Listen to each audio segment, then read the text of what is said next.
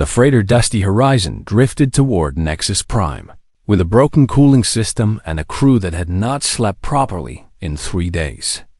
Lisa Grant stood at the helm and watched the massive station grow larger through the viewport. It was an ugly thing, built from the salvaged hulls of 100 dead ships, but it was the only place within 2 jump points that could fix their problem. "We're cleared for Docking Bay 17, Danny Cole said from the communications panel. He was young, barely 22, and this was only his 3rd run on a deep space freighter. Station control says repairs will take at least 2 days. Lisa nodded. 2 days on a lawless station at the edge of known space.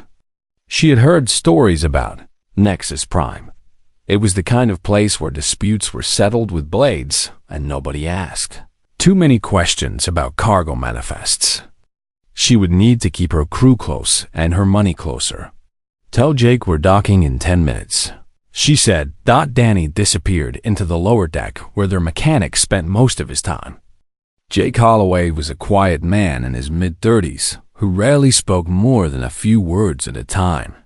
He had joined the crew 6 months ago at a station near the outer colonies, and Lisa had hired him on the spot despite knowing almost nothing about his past.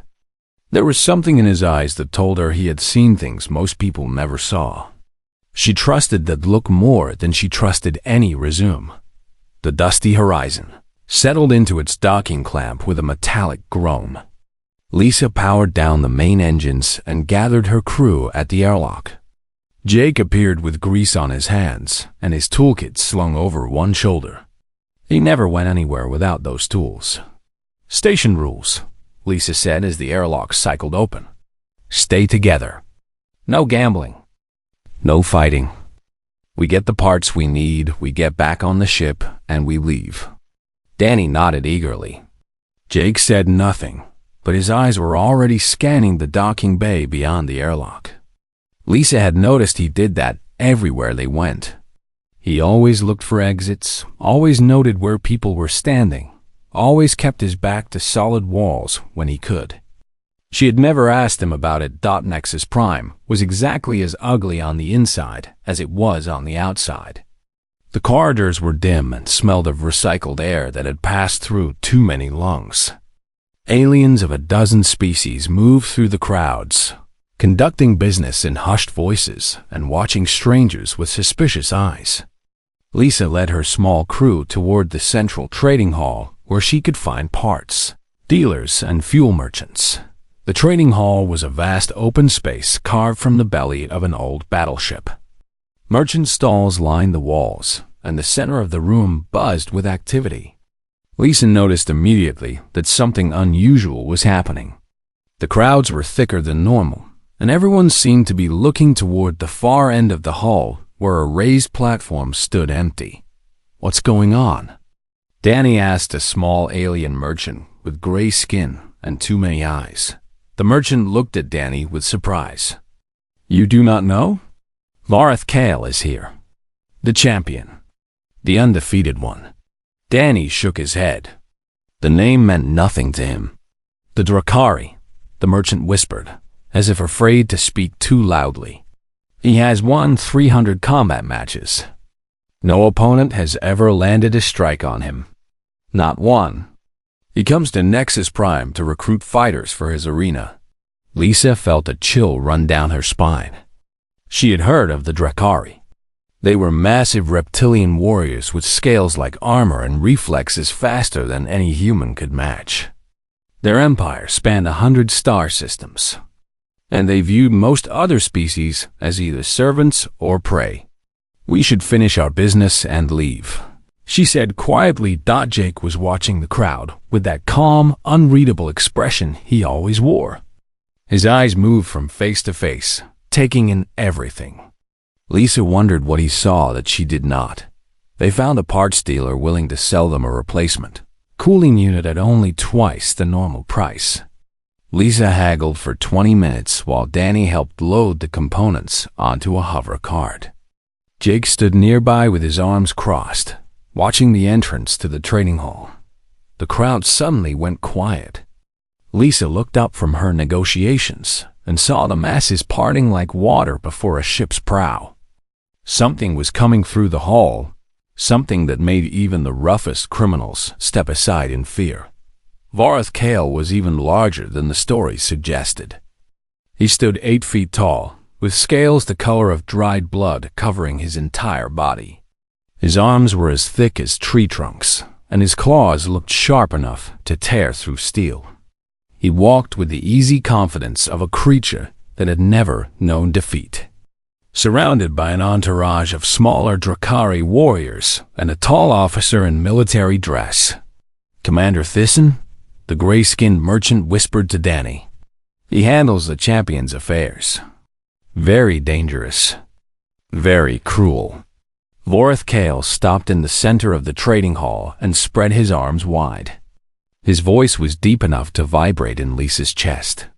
"I am told there are warriors on this station," he announced.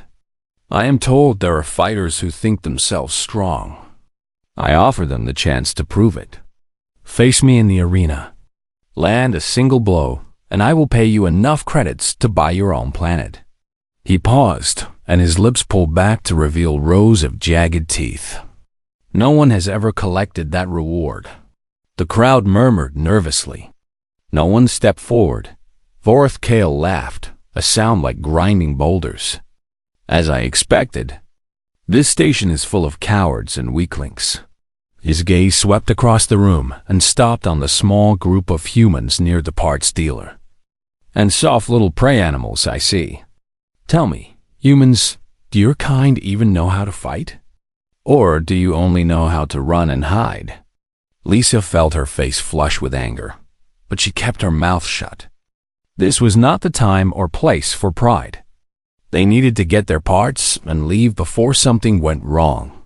Jake Holloway set down his toolkit and looked directly at the massive Drakari champion for the first time since entering the trading hall.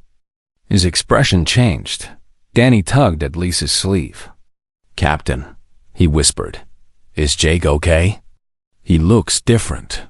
Lisa did not answer.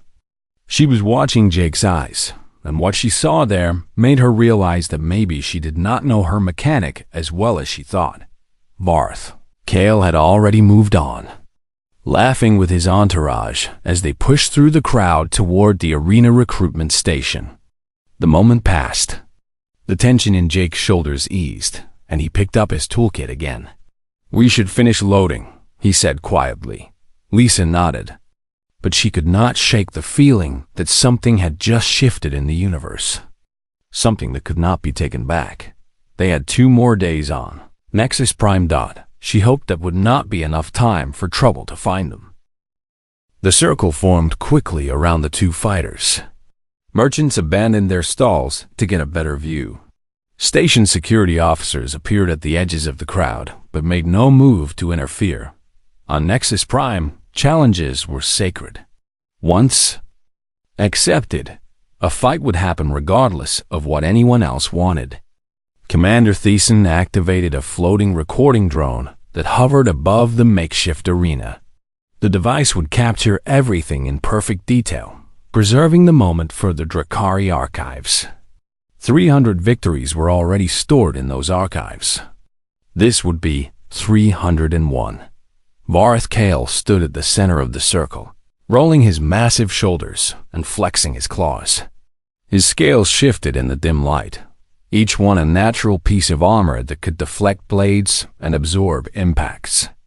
His eyes were the color of molten copper, and they fixed on Jake with predatory hunger. Jake Holloway stood at the opposite edge of the circle. He had removed his jacket and rolled up his sleeves. His forearms were lean and corded with muscle, marked with old scars that most people had never noticed before. He stood with his weight balanced on the balls of his feet, his hands loose at his sides, his breathing slow and steady. "Look at him," someone in the crowd whispered. "He is not even shaking. Is he too stupid to be afraid?" Lisa pushed through the gathered aliens until she reached the front of the circle. Danny was beside her, his face pale with fear. "Jake," she called out, "you do not have to do this. We can find another way." Jake did not look at her. His eyes never left Varth Kale. "Stay back, Captain. This will not take long." Varth Kale laughed, a deep rumbling sound that echoed through the trading hall. "You hear that, everyone? The human says, 'This will not take long.'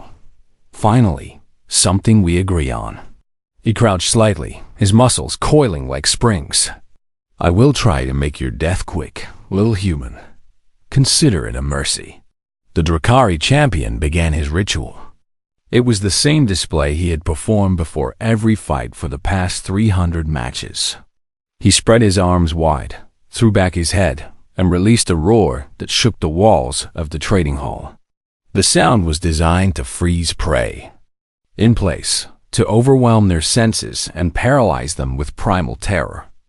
Every species in the galaxy knew this roar. It was the last thing 300 fighters had heard before Varth Kale tore them apart. Jake Holloway did not freeze. The moment Varath's arms spread wide and his head tilted back, Jake exploded forward. There was no warning, no battle cry, no dramatic pause. One instant he was standing still at the edge of the circle. The next instant he was already inside Varath's guard, moving faster than anyone in the crowd could follow. The first strike hit Varath's throat. It was a precise, devastating blow delivered with the edge of Jake's palm, targeting the soft tissue between the scales. The impact cut off the champion's roar mid-breath. The second strike came before Varath could react. Jake's fist drove into a nerve cluster behind the Drakari's jaw, a point where the scales were thinner to allow head movement. The pain that shot through Varath's skull was unlike anything he had ever experienced. The third strike followed immediately, targeting the same nerve cluster on the opposite side. Jake's hands moved with mechanical precision, each blow landing exactly where it needed to land. The fourth strike was a devastating shot to an unarmored joint beneath Varath's arm. The champion's left side went partially numb, his arm dropping uselessly to his side. The fifth strike was an open palm blow to the center of Varath's chest, delivered with every ounce of force Jake could generate. It hit like a freight train, driving the air from the massive warrior's lungs and sending a shock wave of pain through his entire body. Varth Kale dropped to his knees. The whole thing had taken less than 2 seconds. The trading hall fell completely silent. The recording drone continued to hover overhead, capturing every detail of the scene. The undefeated champion of the Drakari Empire knelt on the floor, gasping for breath, his left arm hanging useless and his throat bruised and swollen. Jake Holloway stepped back and raised his hands again, settling into a defensive stance. His breathing was slightly elevated, but his eyes remained calm and focused. He was ready to continue if necessary. 5, Danny whispered. He hit him 5 times. Before Varath even finished his roar, Commander Thiessen stared at the scene with his mouth hanging open. His datapad had fallen from his fingers and lay forgotten on the floor. In all his years serving the champion, he had never seen anything like this. He had never even imagined it was possible. Varth Kale slowly raised his head and looked at Jake. For the first time in his life, the champion's eyes held something other than contempt for his opponent. They held fear. What are you?" Varth managed to gasp. Jake lowered his hands slightly, but did not relax his stance. "I am human," he said simply. "That is all." The crowd began to murmur, then to shout. Aliens who had placed bets against a human started arguing with each other. Others simply stood in shocked silence, unable to process what they had witnessed. Lisa pushed through the circle and approached Jake carefully. "Are you hurt?" Jake shook his head. "He never touched me." Varth Kale struggled to his feet, using his right arm to push himself up while his left hung useless.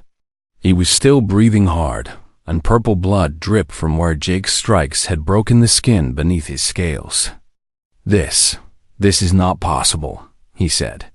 "No one has ever struck me. Not in 300 fights. Not once." He looked at Jake with a mixture of confusion and something that might have been respect. How did you do it? How did you move so fast? Jake met the champion's gaze steadily. You expected me to freeze when you roared.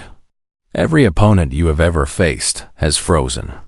So you dropped your guard completely, knowing you were safe. He paused. Humans do not freeze. We learned a long time ago that freezing gets you killed. Vorith Kale stared at him for a long moment. Then, incredibly, he laughed. It was not the cruel, mocking laugh from before. It was something else entirely, something that sounded almost like genuine amusement. The prey species does not freeze, he repeated. Of course it does not. Commander Thiessen finally recovered enough to retrieve his datapad. His hands were shaking as he deactivated the recording drone. Champion, we should leave. We need medical attention for your injuries. Vorith waved him off with his good arm. Later, he turned back to Jake. You could have killed me. Those strikes were precise enough to end my life if you had wanted. Why did you hold back? Jake was quiet for a moment. Killing you would have caused more problems for my captain. I just needed you to stop threatening her ship. Lisa felt tears prick at her eyes. Even in the middle of a fight, Jake had been thinking about protecting her crew. The crowd parted as station security finally pushed through. A nervous-looking officer approached the scene with his weapon drawn, but clearly had no idea what to do. Is this situation resolved? He asked. Vorith Kale looked at Jake one more time, then turned to face the security officer. It is resolved. The human has won this challenge fairly. No laws have been broken. He glanced at Commander Thiessen. We are leaving. As the Drakari entourage began to withdraw from the trading hall, Vorith paused and looked back over his shoulder at Jake. I will remember this human. I will remember you. Jake said nothing. He simply picked up his toolkit from where he had left it and turned to his captain. We should finish getting those parts, he said. The cooling system still needs those filters. Lisa laughed despite everything. It was a slightly hysterical sound, but she could not help it. Jake Holloway, she said, you and I are going to have a very long conversation when we get back to the ship. For the first time since she had known him, Jake Holloway smiled. The next morning brought no peace to Nexus Prime. Lisa woke to the sound of distant shouting, echoing through the station's metal corridors. She dressed quickly and found Danny already at the ship's airlock, peering out into the docking bay with wide eyes. What's happening? She asked. Vorith Kale is collecting tribute, Danny said. I heard some traders talking. He walks through the station and demands payment from anyone who catches his eye. If they refuse, he challenges them to combat. Lisa felt her stomach tighten. And if they cannot pay or fight, Danny swallowed hard. He takes everything they own. Their cargo, their ships, sometimes their lives. Jake appeared behind them, already carrying his toolkit. His face was calm, as always, but Lisa noticed his eyes were sharper than usual. He had heard every word. We need more parts from the trading hall, he said.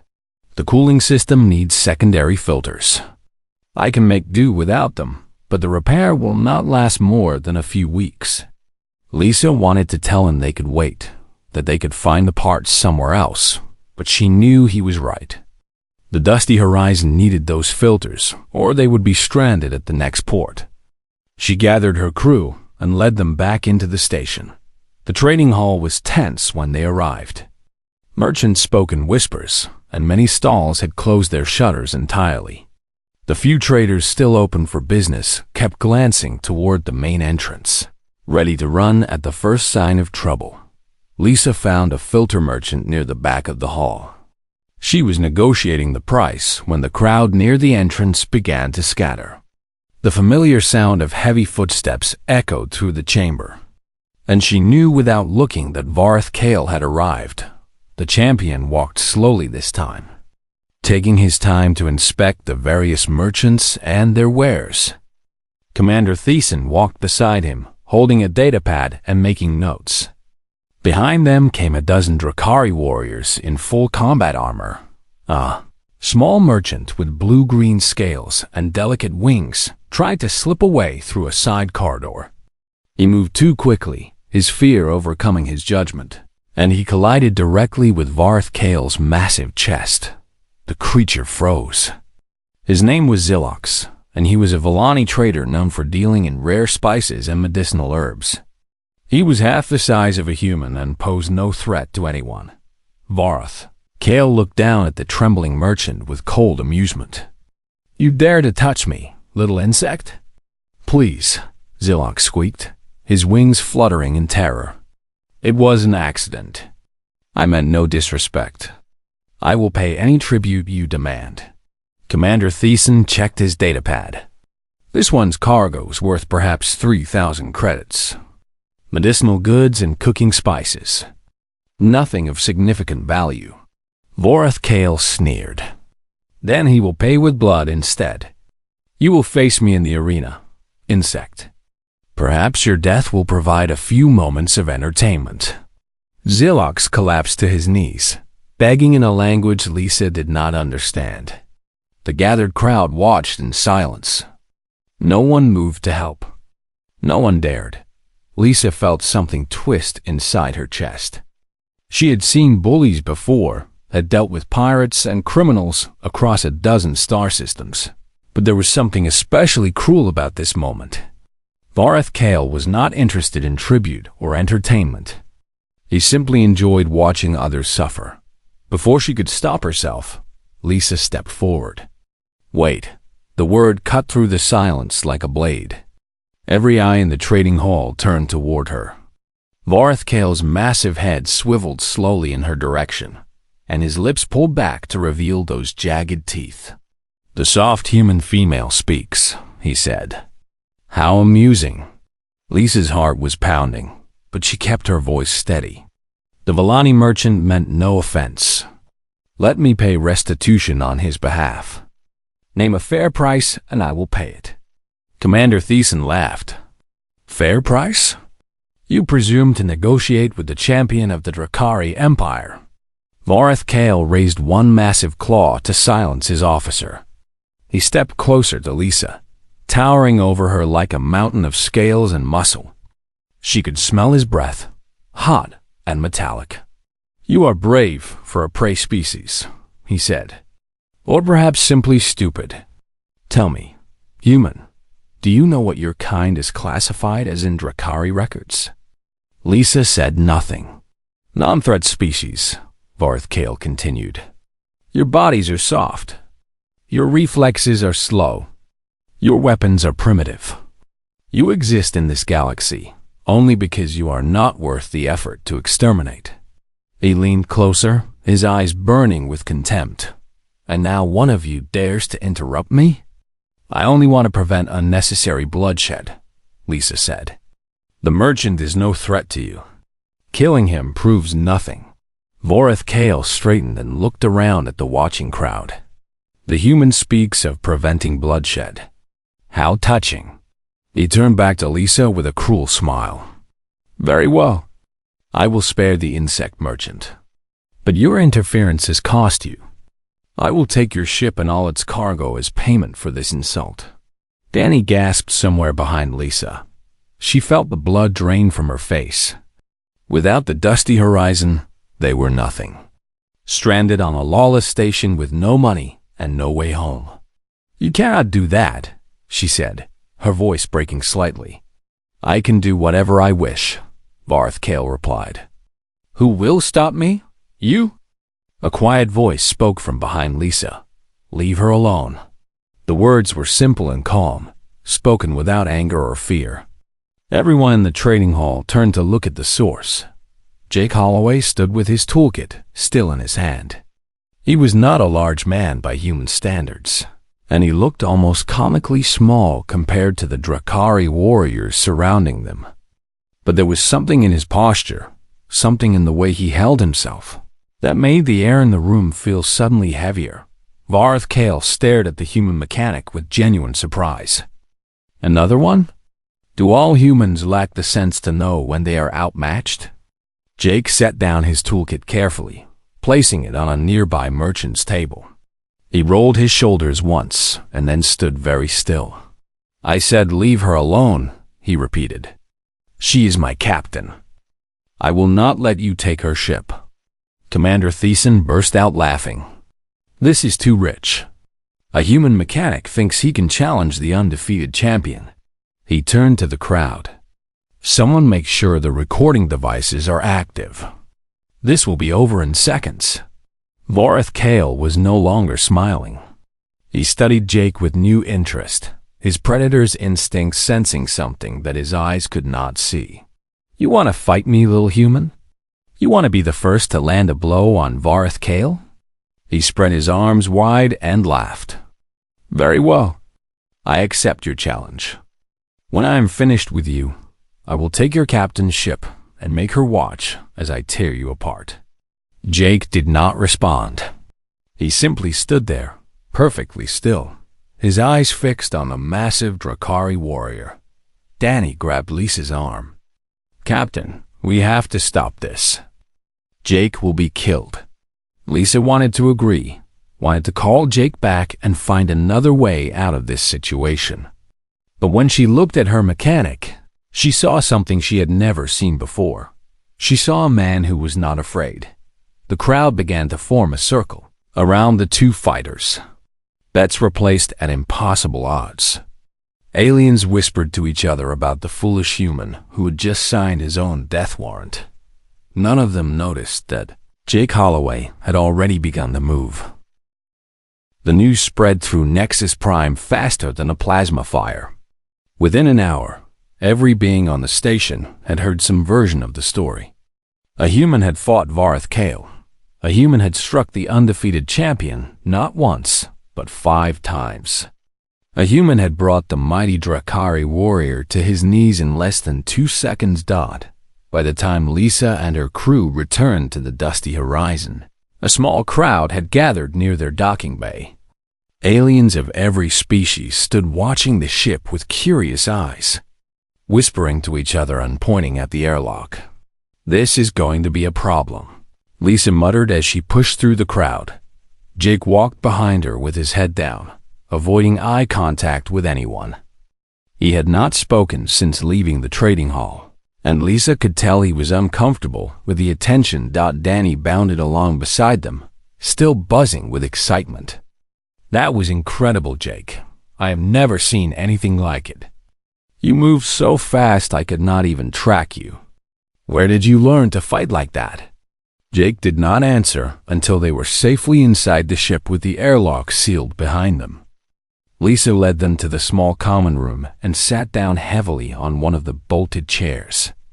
Okay, she said, looking at Jake with a mixture of gratitude and frustration. Start talking. Who are you really? And do not tell me you are just a mechanic. Jake leaned against the wall and crossed his arms.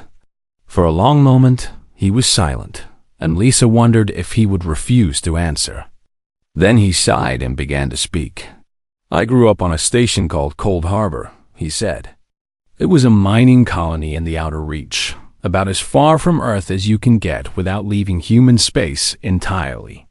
The company that owned the station went bankrupt when I was 12. They pulled out all their security forces and left the colonists to fend for themselves. Lisa nodded slowly. She had heard stories about the abandoned colonies, places where law and order had collapsed entirely, where the strong preyed on the weak and survival was the only currency that mattered. The station became dangerous very quickly, Jake continued. Gangs formed. People fought over food and water and oxygen. My parents died in the first year. He paused, his eyes distant. I was alone at 13 years old in a place where adults would kill you for a protein bar. Danny had gone quiet, his earlier excitement replaced by something more somber. I learned to fight because I had no choice, Jake said. Not the way soldiers fight, with rules and honor.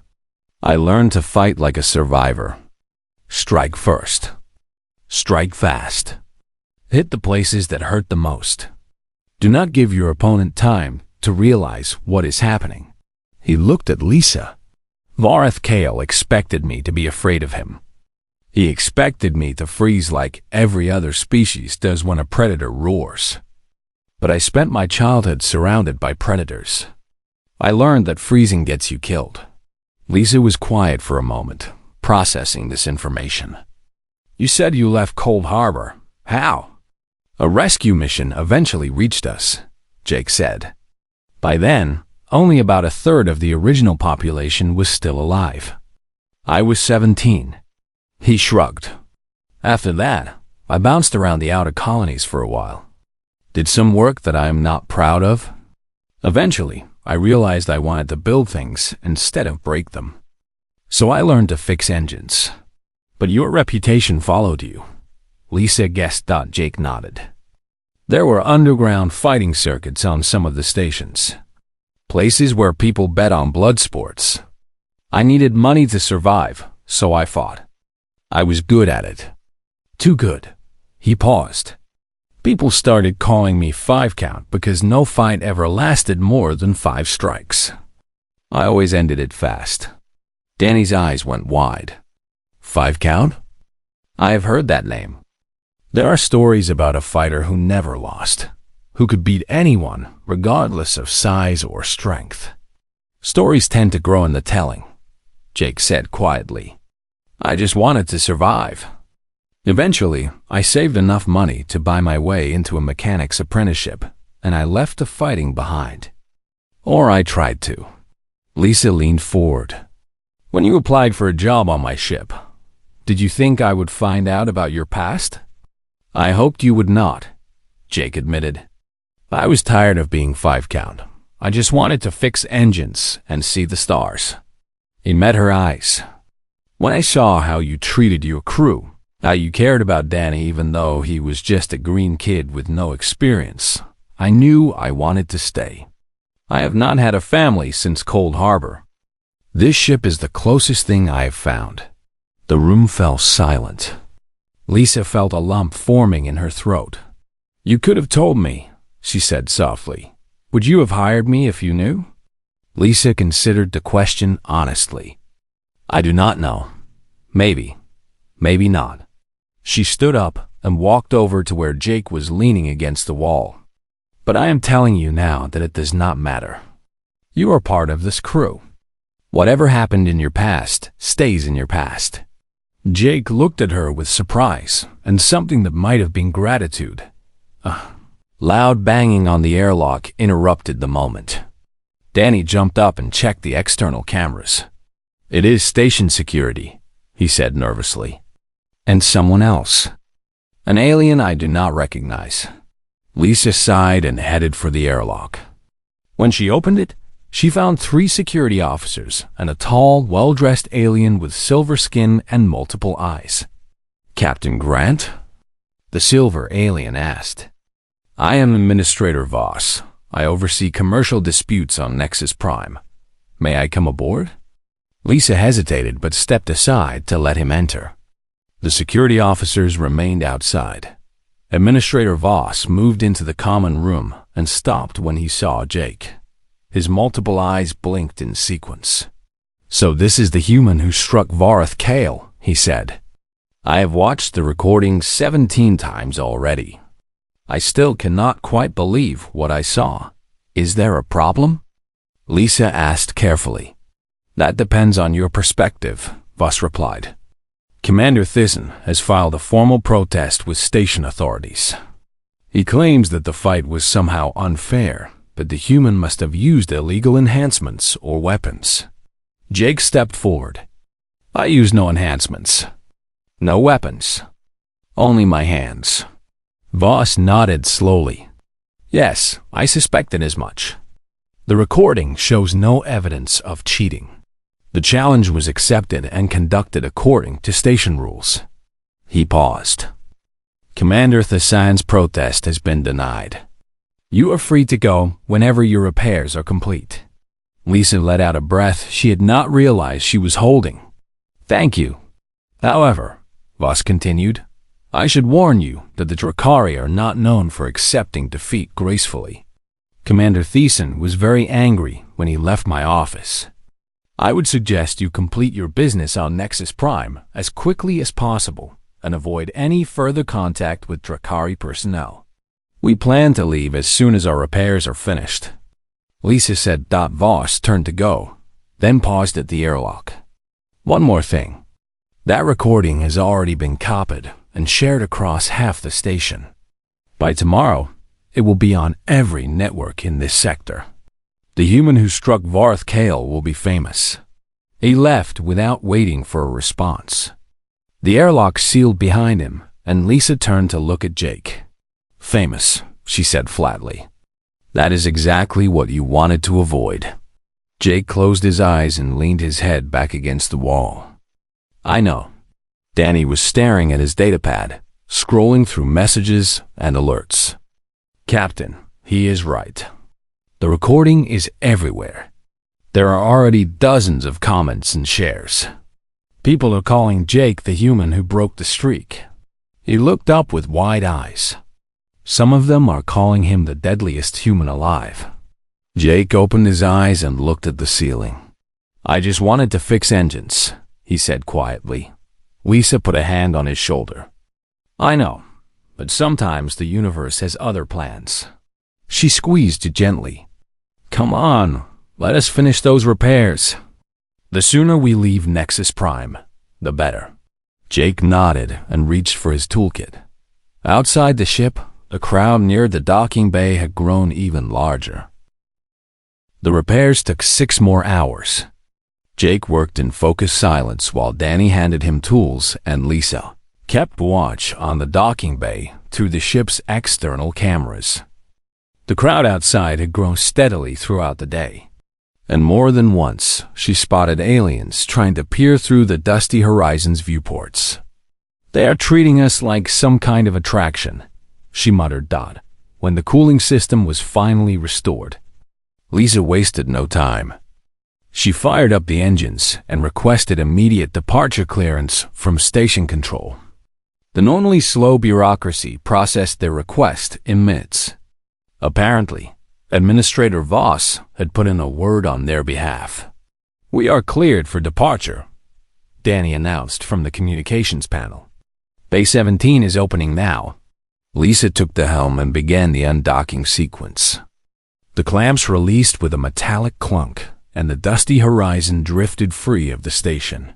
Finally, she breathed. Let us get out of here before anything else happens. A sudden alert flashed on Danny's screen. Captain, we have an incoming transmission. It is from a Drakari ship. Lisa's hands tightened on the controls. On screen, the holographic display flickered to life, showing the interior of a Drakari vessel.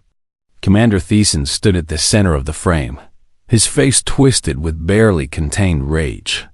Human freighter, he snarled. You have humiliated the champion of the Drakari Empire. You have made fools of us in front of the entire sector. Do not think that this matter is finished. Jake stepped forward to stand beside Lisa's chair. The challenge was fair. Your champion accepted it freely. There is no dishonor in losing a fair fight. Commander Thiesen's eyes blazed. You know nothing of Drakari honor. Varth Kale is not lost. He was merely caught off guard by your cowardly tactics. A true warrior would face his opponent with courage, not ambush him like a skulking predator. I gave him every chance to defend himself, Jake said calmly. He chose to perform his intimidation ritual instead. That was his decision, not mine. Commander Thiessen leaned closer to the camera. Mark my words, human. The Drakari Empire will remember this insult. One day, you will face justice for what you have done. The transmission cut off abruptly. Lisa let out a long breath and continued piloting the ship toward the station's exit corridor. Well, she said, I suppose we should avoid Drakari space for a while. For about 100 years. Maybe, Danny added nervously. They were halfway to the exit when another ship appeared on their sensors. It was a small personal craft, moving to intercept their course. Lisa tensed, ready to punch the engines to full power, but Jake put a hand on her shoulder. "Wait," he said.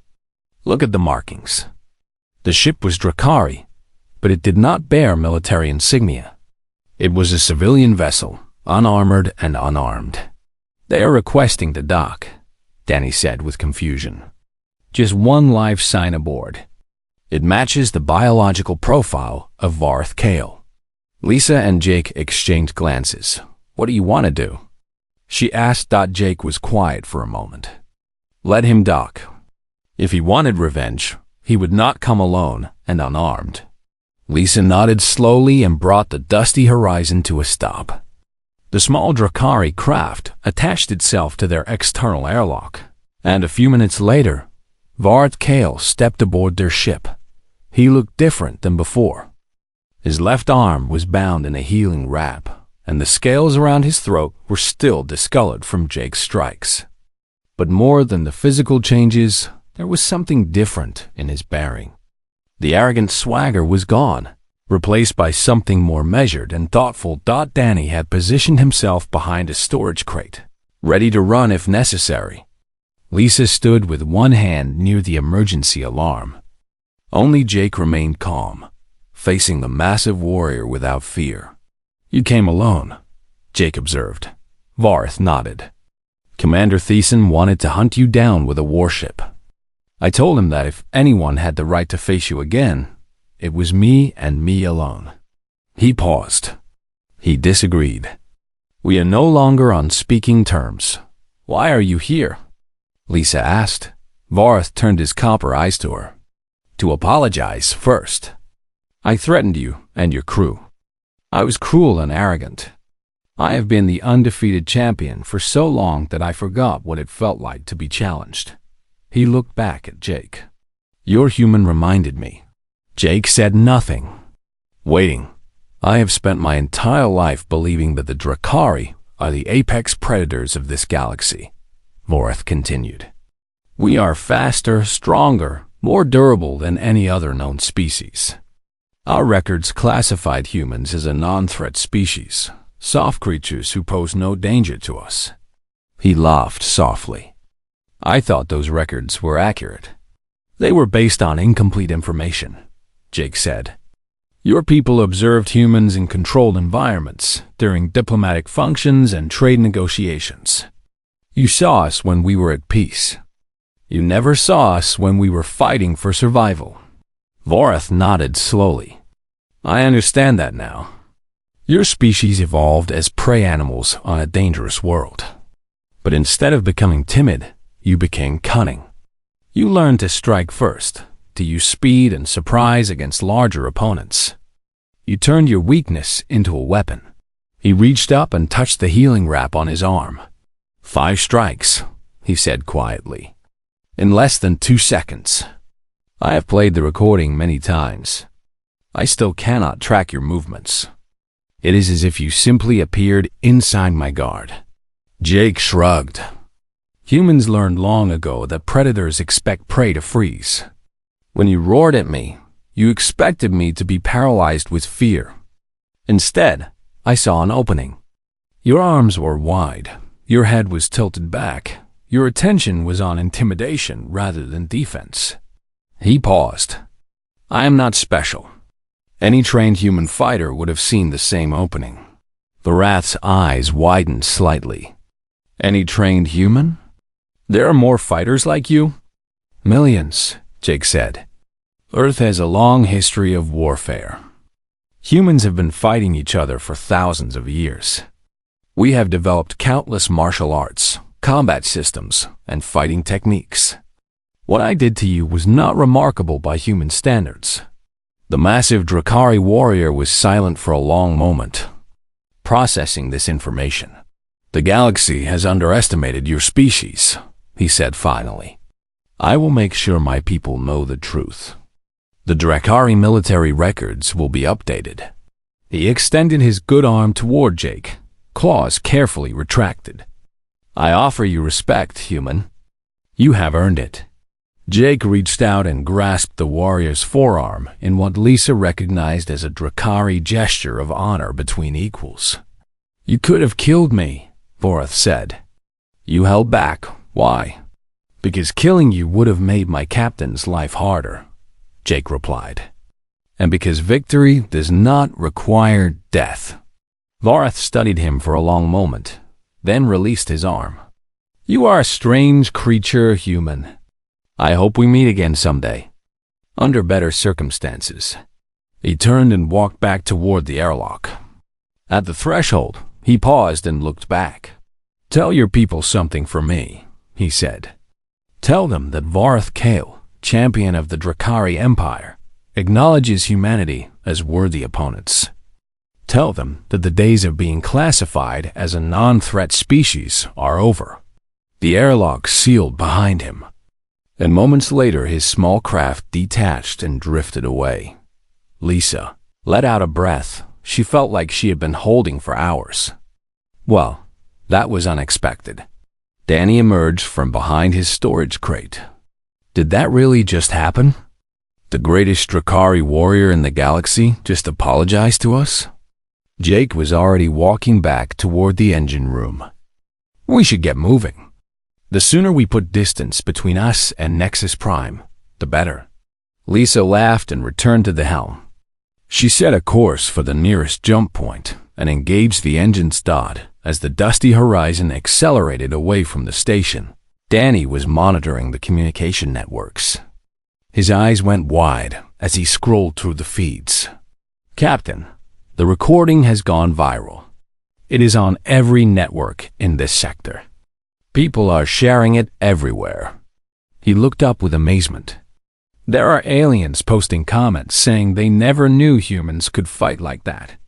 Some of them are asking if there are more fighters like Jake." Lisa smiled and glanced toward the engine room where Jake had disappeared. "Tell them yes," she said. "Tell them there are billions more just like him." Across the galaxy, species who had dismissed humans as harmless began quietly revising their assessments. Military strategists studied the recording frame by frame. Diplomats reconsidered their approach to human negotiations. And on 100 different worlds, beings who had never thought twice about humanity began to whisper a new piece of advice to each other. Never let a human see you coming. Because if you do, they will make sure you never see them dot in the engine room of the dusty horizon. Jake Holloway tightened the bolt and listened to the steady hum of the cooling system he had repaired. He thought about Cold Harbor, about the years of fighting, about all the things he had done to survive. Then he thought about Lisa and Danny, about the little family he had found on this battered old freighter. For the first time in a very long time, he felt like he was exactly where he was supposed to be.